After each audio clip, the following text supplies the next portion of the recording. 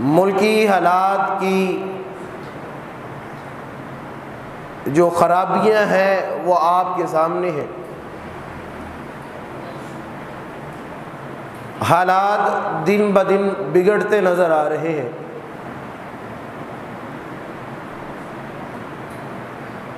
مہنگائی کا ایک طوفان جو ہم پہ مسلط کر دیا گیا،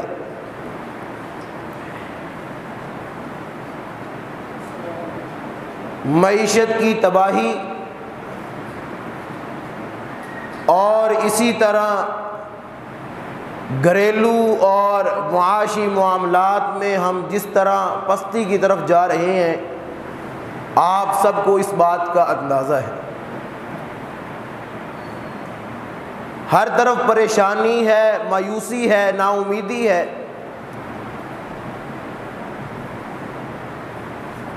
غریب طبقہ اس مہنگائی کی چکی میں پس رہا ہے۔ وجہ کیا ہے؟ سبب کیا ہے؟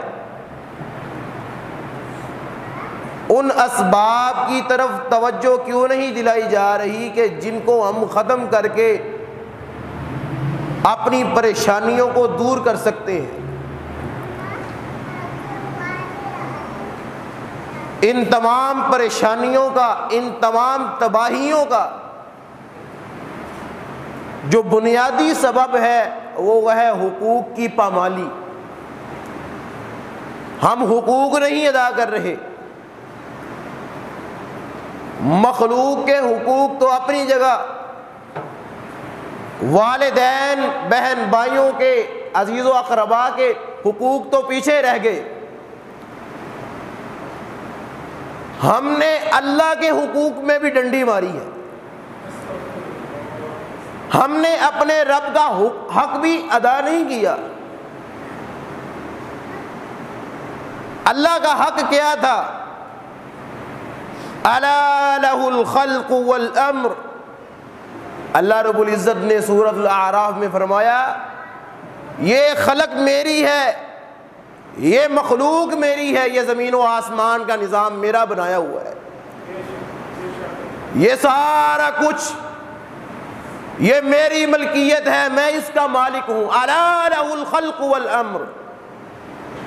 جس کی ملکیت ہو، جس کی تخلیق کردہ ہو، حق یہ بنتا ہے کہ اسی کا حکم چلے گا، اس پہ اسی کا حکم اس چیز پہ چلے گا جس کی ملکیت ہے۔ اولاد آپ کی ہو، بیوی آپ کی ہو،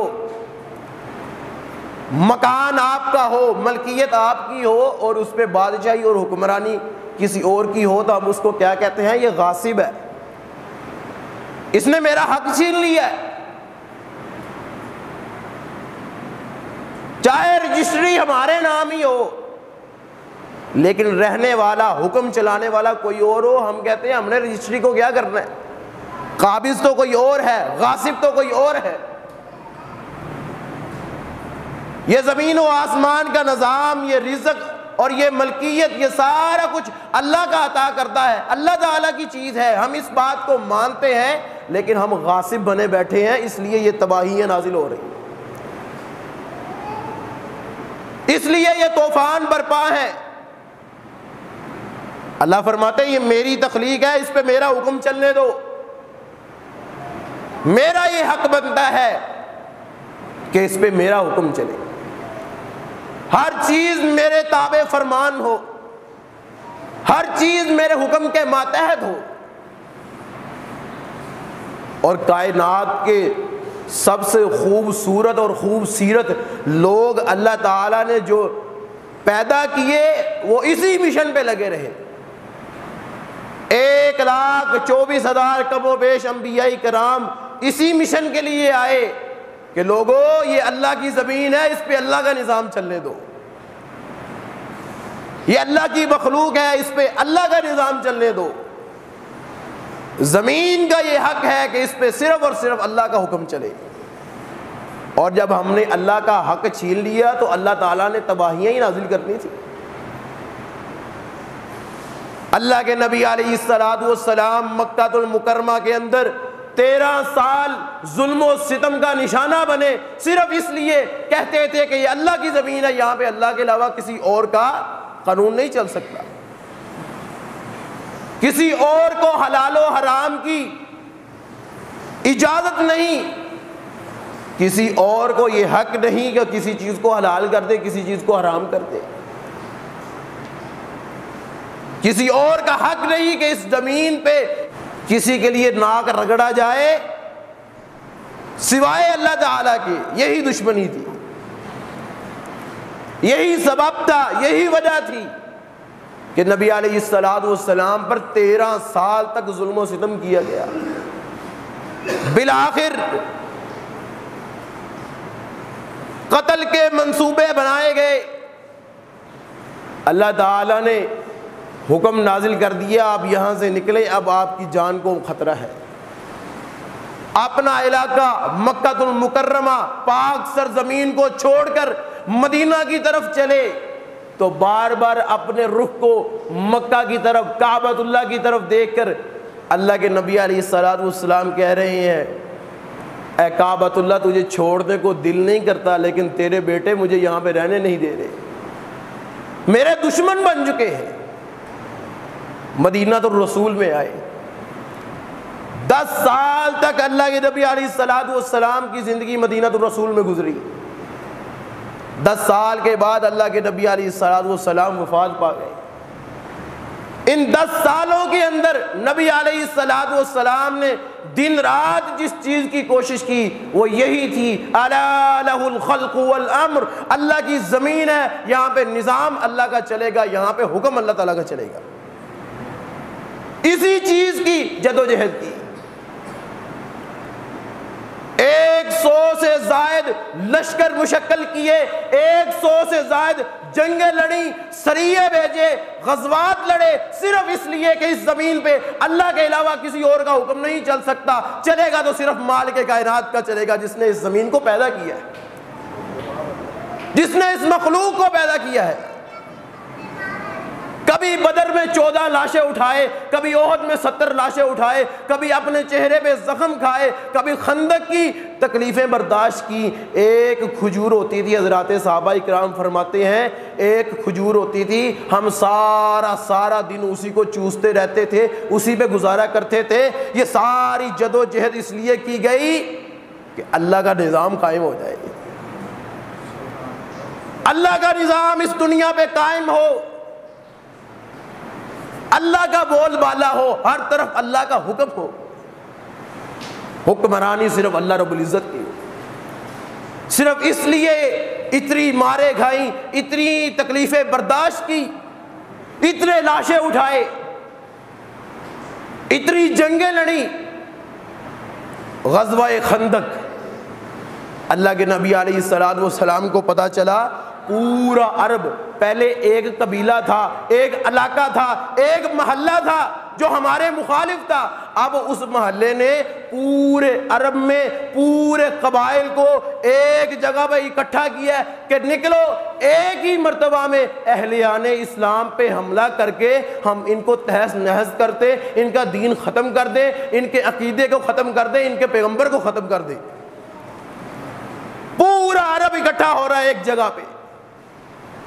کائنات کے امام جناب محمد رسول اللہ صلی اللہ علیہ وسلم نے جب حالات کا جائزہ لیا، اتنا لشکر موجود نہیں، اتنا مال موجود نہیں، اسلحہ موجود نہیں کہ ہم پورے عرب سے لڑ سکے، فرمایا ان کے سامنے ایسا بند باندھو کہ یہ ہم تک پہنچ ہی نہ سکے۔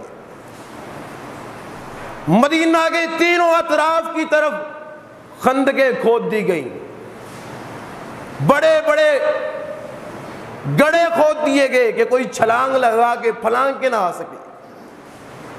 اللہ تعالیٰ نے پورے عرب کے مشرکین کو ذلیل و رسوا کر کے واپس بھیج دیا۔ وہاں پہ اللہ کے نبی علیہ السلام نے اللہ کے حکم سے اعلان کیا، اے میرے صحابہ کرام، اب انہوں نے جتنی جنگیں لڑنی تھی لڑ لی، اب جب بھی جائیں گے ہم جائیں گے، ان میں جرت نہیں رہے گی، اب جب بھی حملہ کریں گے سب سے پہلے ہم کریں گے، ان میں جرت نہیں رہے گی۔ پھر اللہ کے نبی علیہ السلام نے کئی جنگوں میں شرکت کی اور کبھی اپنے صحابہ کرام کو اکیلے بھیجا. کئی جنگوں میں اللہ کے نبی علیہ السلام بنفس نفیس شریک ہوئے. اور یہ سارا جہاد، یہ ساری جنگیں اس لیے کی گئیں، الا لہ الخلق والامر، اللہ کا حق دینا ہے، اللہ تعالیٰ کا حق ادا کرنا ہے. اللہ کا حق یہ ہے کہ یہ ساری مخلوق اللہ کی ہے، ان کے جسموں پہ، ان کے ذہنوں پہ، ان کی ملکیتوں پہ، ان کی اولادوں پہ، ان کی زمینوں پہ، ان کے ملکوں پہ صرف ایک ہی حکم چل سکتا ہے، وہ اللہ رب العزت کا حکم چل سکتا ہے. اللہ اکبر کبیرہ. حضرات صحابہ اکرام بھی اسی مشن پر تھے. سیدنا عمر ابن خطاب رضی اللہ تعالی عنہ نے بے شمار فتوحات کی، ایران کو فتح کیا، روم و فارس کو فتح کیا، فلسطین کی زمین کو فتح کیا، صرف اس لیے کہ یہاں پہ اللہ کا بول بالا ہو، کہ یہاں پہ اللہ کی اذانیں ہوں، اللہ کے حضور سجدے کیے جائیں، نمازیں پڑھی جائیں، اللہ تعالیٰ کی عبادات کی جائے. صرف اس لیے یہ سارے معاملات ہوئے. آج ہم نے اللہ کا وہ حق چھین لیا. کوئی اپنے آپ کو اللہ کا غلام کہنے کے لیے تیار نہیں ہے. ملک میں نظام چل رہا ہے تو سود کا چل رہا ہے، مہنگائی نہ آئے، سود معیشت کی تباہی نہ ہو، مہنگائی نہ آئے تو اور کیا ہو.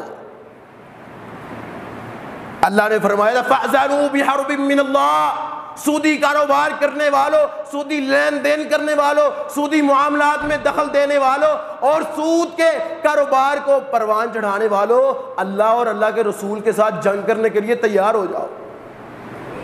اور جس ملک کی جنگ امریکہ سے نہیں، ایران سے نہیں، بڑے بڑے سپر پاور ممالک سے نہیں، بلکہ ساری سپر پاوروں کے مالک اللہ تعالیٰ سے ہو، اس ملک کا کیا حال ہو سکتا ہے آپ خود اندازہ لگا لیں. ہماری جنگ اللہ تعالیٰ سے ہے. کیوں؟ ہم نے سود کو اپنا لیا ہے. یہ حکمران بے بس ہیں، کچھ نہیں کر سکتے. ان کے ہاتھوں سے وہ سارے معاملات نکل چکے ہیں. یہ خود غلام ہیں اور غلام کبھی آزادی نہیں دلوا سکتا. الا لہ الخلق والامر، ہمیں جد و جہد کرنی ہے تو اس زمین پر اللہ کے نظام کی جد و جہد کرنی ہے، پھر ہی ہم کامیاب ہو سکتے ہیں. نہیں تو نہ ہمارا مال محفوظ رہے گا، نہ ہماری عزتیں محفوظ رہیں گی. پوری انسانیت میں، انسانیت کیا ختم ہو چکی ہے، درندے آ چکے ہیں اس دنیا پہ. ہم نے اللہ کے احکامات کو چھوڑا، اللہ کے نبی علیہ السلام کے احکامات کو معمولی سمجھ کے غیر کو ایسے ٹھکرا دیا جیسے کسی عام بندے کا حکم ہو. اس کی تباہی بربادی آج ہم اپنے ملک میں دیکھ رہے ہیں. اسی ہفتے کی خبر ہے، کراچی سے ایک عورت ملتان کے لیے ٹرین میں بیٹھی، اس کو زنا بالجبر کا نشانہ بنایا گیا، اس کی عزت کو پامال کر دیا گیا. یہ مسلمانوں کا ملک ہے، یہاں پہ اہلیان اسلام ہیں، اسلام کے باشندے رہتے ہیں، عاشق رسول رہتے ہیں. اپنی ہی بیٹی کو، اپنی ہی بہن کی عزت کو پامال کر دیا. اللہ کے نبی علیہ السلام نے فرمایا تھا تم میں سے کوئی عورت حج کے مبارک سفر پر بھی اکیلی نہ جائے. ہم نے اللہ کے نبی کے حکم کو معمولی سمجھا. تم میں سے کوئی اکیلی عورت اپنے محرم کے بغیر حج کی بھی اجازت نہیں ہے، اس پہ حج فرض نہیں ہوا جس کے پاس محرم ہی موجود نہیں. مال ہے، دولت ہے، صحت ہے، سب کچھ ہے، حج کے اخراجات اٹھا سکتی ہے، لیکن اگر محرم نہیں ہے، اس کے پاس کوئی بھائی، بیٹا، خامد، باپ اس کے ساتھ نہیں جا رہا، چچا، ماموں کوئی ساتھ نہیں جا رہا، اس کو اجازت نہیں کہ وہ حج پہ چلے جائے. حج پہ نہیں جا سکتی تو اکیلے سفر کر سکتی ہے. اللہ کے نبی علیہ السلام نے مرد کے بارے میں فرمایا تھا ایک مرد کو اندازہ ہو جائے کہ اکیلے سفر کرنے میں کتنا خوف ہے، کتنا خطرہ ہے، تو تم اکیلے کبھی سفر نہ کرو. یہاں اکیلی خاتون کراچی سے ملتان کی طرف اکیلے جا رہی ہے. اگر وہ بیٹی، اگر وہ بہن اکیلے چلی پڑی تھی تو کس کی ملکیت بن گئی، کس کی پراپرٹی بن گئی کہ اس کی عزت کو پامال کرتا پھرے. اللہ اکبر کبیرہ. ہم نے اپنی اولادوں سے، ہم نے اپنی نسلوں سے اللہ کا حکم چھین لیا، اللہ کا دین چھین لیا، اللہ کے بتائے ہوئے قوانین چھین لیے. آج ہماری اولادیں ہمارے گریبان پکڑ رہی ہیں، ہماری عزتوں کو پامال کر رہی ہیں، ہماری عزتوں کو نوچ رہی ہیں. وہ ہماری اولادیں جو ہماری گود میں پرورش پا کے بڑھی ہوئی ہیں. کراچی کے اندر سے ہی ایک بیٹی نے اپنے باپ سے اظہار لا تعلقی کا اعلان کیا، وہ بھی میڈیا پہ آ کے، کہ میں اپنے باپ کے ساتھ نہیں رہنا چاہتی. وہ جس نے ساری آسائشیں دی، آرام دیا، سکون دیا، پوری زندگی میں اس کے لیے کھپتا رہا، مرتا رہا، دھوپ میں اپنا پسینہ بہاتا رہا. اس کو موبائل لے کے دیا، اس کو کھانے پینے کی ساری چیزیں لے کے دی، اس کے کپڑوں کا اہتمام کیا. اور پھر کیا ہوا؟ کسی غیر سے تعلق جڑے، کسی غیر کے ساتھ رشتے بنے، موبائل پہ اس کا تعلق بنا. اور جب تعلق بن گیا تو اپنے باپ سے اظہار لا تعلقی کرتی ہے. ہم نے اللہ کو چھوڑا، اللہ تعالیٰ نے ہمارے گھروں میں ہمارے دشمن بنا دیے، ہماری گودوں میں ہمارے دشمن پل رہے ہیں. کیوں؟ الا لہ الخلق والامر. یہ اللہ کی مخلوق ہے، تمہاری اولاد، اس پہ اللہ کا قانون نافذ کرو، نماز پنجگانہ کی پابندی کرواؤ، جیسے تیسے بھی ہو سکتا ہے. فرمایا 7 سال کا بچہ ہے، 7 سال کی بچی ہے، نماز سکھاؤ، پیار سے، محبت سے، انعام دے کے تربیت کرو اس کی. 10 سال کا ہو جاتا ہے، ڈانٹ ڈپٹ کے، سختی کے ساتھ اپنے ساتھ نماز کے لیے لے کے چلو اور اس کا بستر الگ کر دو. 10 سال کی عمر میں ہمیں شریعت کی یہ پابندیاں سختی لگتی ہے، شدت لگتی ہے. اللہ کے نبی علیہ السلام کے احکامات میں میرے بھائیوں حکمت ہے، کوئی شدت نہیں. ہم کہتے ہیں یہ چچا کا بیٹا ہے، یہ ماموں کا بیٹا ہے، یہ تائی کا بیٹا ہے یا بیٹی ہے. ہماری اولاد ان سے پردہ کیوں کرے؟ بھلا چچا کے بیٹے سے بھی پردہ ہوتا ہے، چچا کی بیٹی سے بھی پردہ ہوتا ہے. اللہ کی قسم، جو اپنے چچا زاد بیٹا بیٹی کو کوئی مرد و زن دیکھتا ہے اپنی آنکھوں کا زنا کرتا ہے. اللہ کے نبی علیہ السلام نے فرمایا غیر محرم کو دیکھنا، غیر محرم رشتوں میں چچا کی بیٹی بھی ہے، چچا کا بیٹا بھی ہے. غیر محرم رشتوں کو دیکھنا، غیر محرم تعلق کو دیکھنا آنکھوں کا زنا کرنا ہے. اور آج کل تو ہاتھ ملائے جاتے ہیں، گلے ملے جاتے ہیں. فرمایا غیر محرم کو چھونا اس سے بہتر تھا کہ تیرے سر میں کیل ٹھونک دیا جاتا، تو غیر محرم کو نہ چھوتا. اگر تجھے اس کے عذاب کا اندازہ ہو جائے. آج ہم نے شریعت کی پابندیوں کو معمولی سمجھ لیا اور چھوڑ دیا، اپنی زندگی سے نکال دیا. دیندار گرانے اس معاملے میں بے دین ہو چکے ہیں اور ہماری باتوں کو اجنبی سمجھتے ہیں، شدت سمجھتے ہیں، فضول سمجھتے ہیں. اللہ کے نبی علیہ السلام، میں اس بات کی، اس حدیث کی کئی مرتبہ وضاحت کر چکا ہوں. اللہ کے نبی علیہ السلام پردے کے احکامات کے متعلق باتیں کر رہے ہیں. ایک بندہ اٹھا، اللہ کے نبی کیا بھابھی سے بھی پردہ ہے؟ کیا دیور اپنی بھابھی سے پردہ کرے؟ اللہ کے نبی علیہ السلام نے فرمایا دیگر رشتوں میں تو بندے کو پتہ ہے کہ اس میں خطرہ ہے، ان کے قریب جاؤں گا گناہ میں، زنا میں ملوث ہو جاؤں گا، لیکن یہ رشتہ اتنا حساس ہے کہ اس میں پتہ نہیں چلتا، شیطان حملہ کر دیتا ہے. اللہ کی قسم نبی علیہ السلام کے الفاظ تھے، بھابھی کے لیے دیور موت ہے. یہ اللہ کے نبی علیہ السلام کی پابندیاں جو آج ہم نے اپنی زندگی سے ختم کر دی. یہی فطروں کا سبب ہے. آج کہیں مہنگائی کا عذاب ہے، کہیں معیشت کی تباہی ہے، اور جن کے لیے کما رہے ہیں وہ بھی ہمارے دشمن بن چکے، وہ اولاد بھی ہماری دشمن بن چکی ہے. الا لہ الخلق والامر، اس زمین پہ اللہ کا قانون نافذ کرنا تھا، اس زمین پہ ہم نے اپنے وجود پر بھی اللہ کا قانون نافذ نہیں کیا، زمین پہ کیا کرنا ہے؟ ہم نے اپنے گھرانے پہ، اپنے خاندان پہ پردے کی پابندی، داڑھی کی پابندی، نمازوں کی پابندی، شلوار ٹخنوں سے اوپر رکھنے کی پابندی، یہ سارے معاملات ہم نے اپنی زندگی سے نکال دی۔ اللہ کی قسم لوگ ہمیں اجنبی سمجھتے۔ آج جب ہم کہتے ہیں بھائی داڑھی رکھو، اپنی بیٹیوں کو پردہ کرواؤ، شلوار ٹخنوں سے اوپر رکھو، شریعت کی پابندی کرو، نماز کا اہتمام کرو، لوگ ہمیں اجنبی سمجھتے ہیں۔ یہ کون سی نئی باتیں شروع ہو چکی ہیں؟ اتنی جاہلیت۔ اللہ اکبر کبیرہ۔ حضرت عمر ابن خطاب رضی اللہ تعالی عنہ دوران نماز خنجر لگا، ابو لولو فیروز رافضیوں کے باپ ابو لولو فیروز مجوسی نے خنجر مارا، زخمی کر دیا، اپنے بستر پر لیٹے ہوئے ہیں۔ ایک صحابی پتہ لینے کے لیے آیا، حال احوال پوچھا، اپنی طبیعت کا سارا بتایا، واپس جانے لگا تو دیکھا اس کی شلوار ٹخنوں سے نیچے ہے، زخموں کی حالت میں، موت کی کشمکش میں، اسی حالت میں اس کو کہا اس کو واپس بلاؤ۔ تجھے یہ پتہ نہیں چلا کہ اللہ کے رسول کی نافرمانی ہو رہی، شلوار ٹخنوں سے اوپر کر، زخموں کی حالت میں اللہ کے نبی علیہ الصلوۃ والسلام کے حکم کو نہیں چھوڑا۔ اللہ اکبر کبیرہ۔ آج ہم نے اپنی اولاد کو کیا سنبھالنا ہے، اولاد کو کیا بتانا ہے، ان لوگوں کو کیا سمجھانا ہے، ہم خود شریعت کے نافرمان بن چکے ہیں۔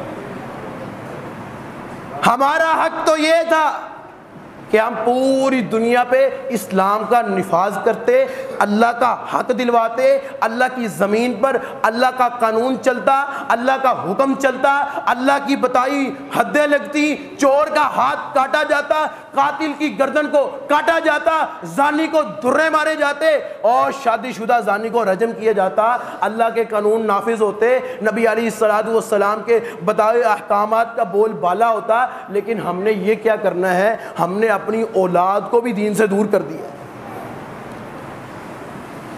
یہ تجھے بیٹا، یہ بیٹی، یہ اولاد کس نے دی؟ اللہ تعالیٰ نے تجھے یہ اولاد عطا فرمائی، اس کو ہی دین سے دور کر رہی ہے، اس کو ہی دین سے غافل کر رہی ہے۔ پوچھا جائے فجر کے وقت میں بیٹے کو کیوں نہیں اٹھاتی؟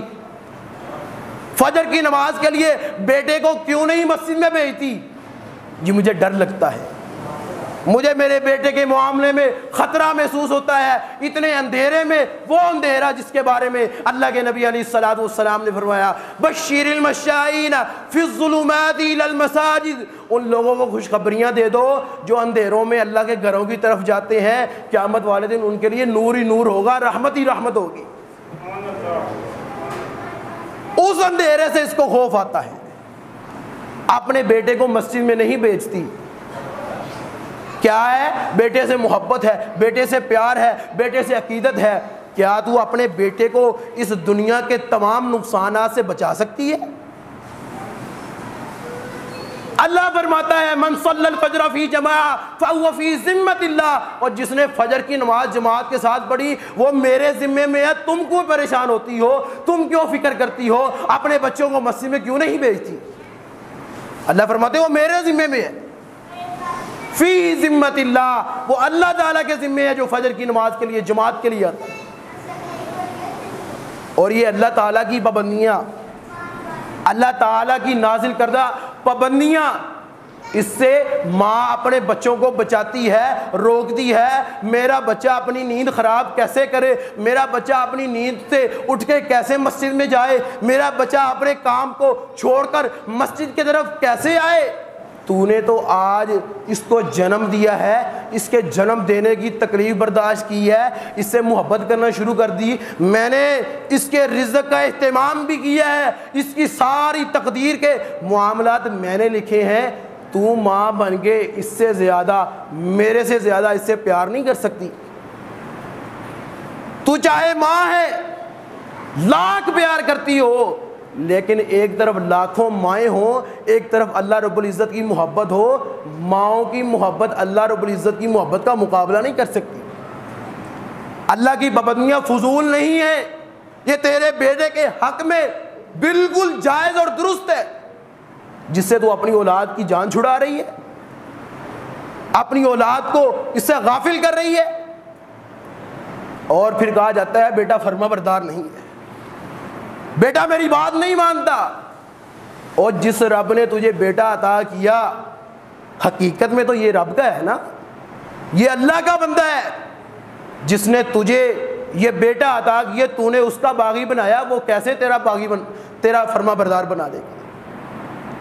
اس بچے کو کیسا تیرا فرما بردار بنا دے اللہ، جس کو تو نے خود تیار کیا، اللہ کا دشمن بنایا، اللہ سے غافل کیا، اللہ کے ذکر سے بے خبر کر دیا، وہ کیسے تیرا فرما بردار بنے؟